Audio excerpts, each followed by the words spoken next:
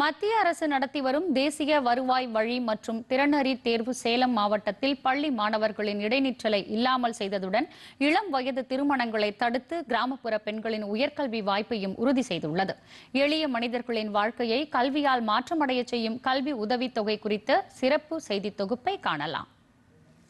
கேடில் விழுச்செல்வம் கல்வி ஒருவருக்கு மாடல்ல மற்றையவை என்கிறார் திருவள்ளுவர். கல்வி மட்டுமே ஒருவரின் நிலையை உயர்த்தும் என்பதில் உறுதியாக இருக்கும் மத்திய அரசு மாணவர்களின் இடைநிற்றலை தடுக்கும் வகையில் பல்வேறு சிறப்பான திட்டங்களை செயல்படுத்தி வருகிறது. இதன் ஒரு பகுதியாக மத்திய அரசின் மனிதவள மேம்பாட்டுத்துறை அரசு மற்றும் அரசு உதவி பெறும் பள்ளிகளில் படிக்கும் 8ஆம் வகுப்பு மாணவ மாணவியருக்காக தேசிய வருவாய் வழி மற்றும் திறனறி தேர்வினை நடத்துகிறது. இந்த தேர்வில் வெற்றி பெறும் மாணவ மாணவியருக்கு மாதத்திற்கு 1000 ரூபாய் வீதம் 4 வருடங்களுக்கு 48,000 ரூபாய் கல்வி உதவித்தொகையாக 12ஆம் வகுப்பு பயிலும் வரை வழங்கப்படுகிறது.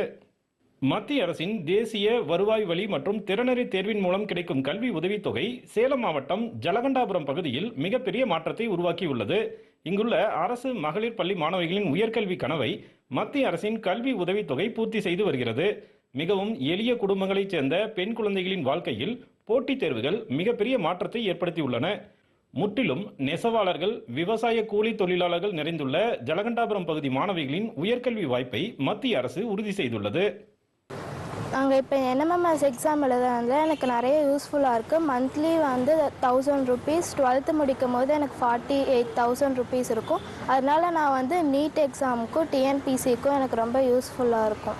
12th முடிச்சுட்டு நான் ஏதாவது ஒரு நல்ல காலேஜுக்கு சேரும்போது எங்கள் அப்பாவோட சுமையை வந்து நான் குறைப்பேன். எனக்கு பிடிச்ச காலேஜில் நான் வந்து சம்பாதிச்ச காசு மூலமாக, சம்பாதிச்ச காசு மூலமாக என்னோடய காலேஜுக்கு வந்து நானே போவேன்.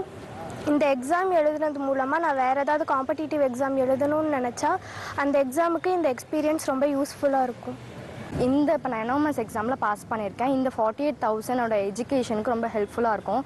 நான் பாஸ் பண்ணதுக்கு மெயின் ரீசன் நிறையா நாங்கள் வந்து ரீகால் பண்ணோம், நிறையா டெஸ்ட் எழுதணும், சாட்டர்டே சண்டே ஸ்பெஷல் கிளாஸ் வந்திருந்தோம், அதுக்கப்புறம் மார்னிங் ஈவினிங் ஸ்பெஷல் கிளாஸ், இதெல்லாம் இருந்தனால நிறையா டெஸ்ட் எழுதி அந்த எக்ஸ்பீரியன்ஸ் மூலயமா இதை பாஸ் பண்ணியிருக்கோம். எங்கள் அப்பாவுக்கு வந்து 2 பொண்ணுங்க. இந்த ஸ்காலர்ஷிப் எக்ஸாம் வந்து இந்த அமௌண்ட் வந்து நான் 12th முடிச்சுட்டு காலேஜ் சேர்த்துக்கு எனக்கு ரொம்ப யூஸ்ஃபுல்லாக இருக்கும். இந்த எக்ஸாம் எக்ஸ்பீரியன்ஸ் வந்து இன்னும் எனக்கு வேறு டேலண்ட் எக்ஸாம் எழுதுறதுக்கு கொஞ்சம் யூஸ்ஃபுல்லாக இருக்கும். எங்களுக்கு இந்த NMMS எக்ஸாம் எழுதுனதுக்கோட ஸ்காலர்ஷிப் வந்து எனக்கு காலேஜுக்கோ இல்லை வேறு டேலண்ட் எக்ஸாம்ஸ் கோச்சிங் கிளாஸ் இது மாதிரிக்கு போகிறதுக்கு எனக்கு ரொம்ப ஹெல்ப்ஃபுல்லாக இருக்கும். UPSC எழுதணும்னு ரொம்ப ஆசை. இந்த எக்ஸாமை நான் மினி UPSCயாக நினச்சி தான் எழுதினேன், செலக்ட் ஆகிட்டேன். பெண்கள் அதிக அளவில் கல்வி கற்று முன்னேறும் போது நாட்டின் வளர்ச்சியும் சமூக மாற்றமும் ஒரு சேர நிகழ்கிறது. கோடிக்கணக்கான ரூபாய் கல்வி உதவித்தொகையாக மத்திய அரசு வழங்குவதன் மூலம் சேலம் மாவட்டத்தில் ஆயிரக்கணக்கான குடும்பங்களில் அடுத்த தலைமுறையின் உயர்கல்வி வாய்ப்பு உறுதி செய்யப்பட்டு வருகிறது என்றால் அது மிகையல்ல. சேலத்திலிருந்து குணசேகரன், விஜயகுமார்.